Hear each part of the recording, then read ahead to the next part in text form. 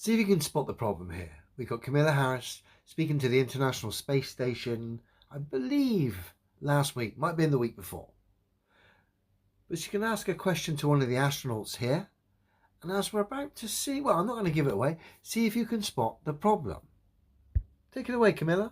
Can you share, for those who have not been on the International Space Station, how does it impact your view of Earth when you've had that experience? Does it change your view of Earth and your perception of who we are, who live on Earth? Now, matey boy on the left, who happens to be actually our mate Bob Hines, who gave away the location of one of the sets these clowns pretend to be in space with a month or so ago. So we'll check Bob out once again before we go. But pay particular, well, just watch Bob and see if you can see the problem. Oh man, that's a great question, and I think it's something that we all share up here. You know, one of the unique perspectives that we have here. Did you spot it? Let's come back again.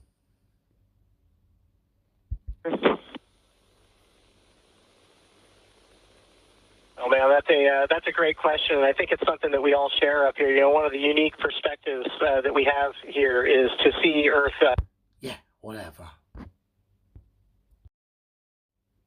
So if you spotted it, good on you. Watch the interaction between Bob's hand and the microphone cable here.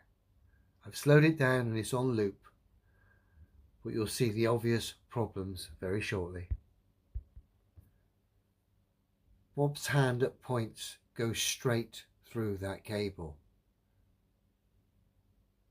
Again, highlighting special effects problems, namely green screens and augmented reality, which these people interact with as well.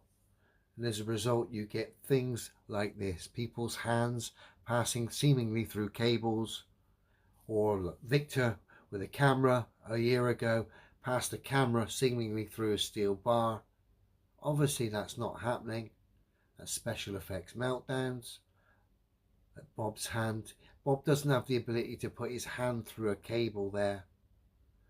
As great as that would be, Bob hasn't got that ability. Like I say, it's a special effects issue here with NASA and some of the technology they use to get naive individuals to believe in space and the globe.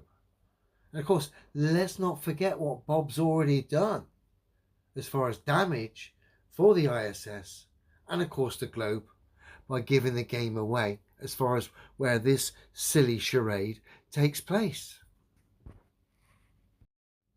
I mean, I like Bob. Not only has he got a hand that seemingly can go through cables and wires, but he likes to give away the location of the International Space Station charade stroke set in which they pretend to be in a weightless environment. Take it away, Bob.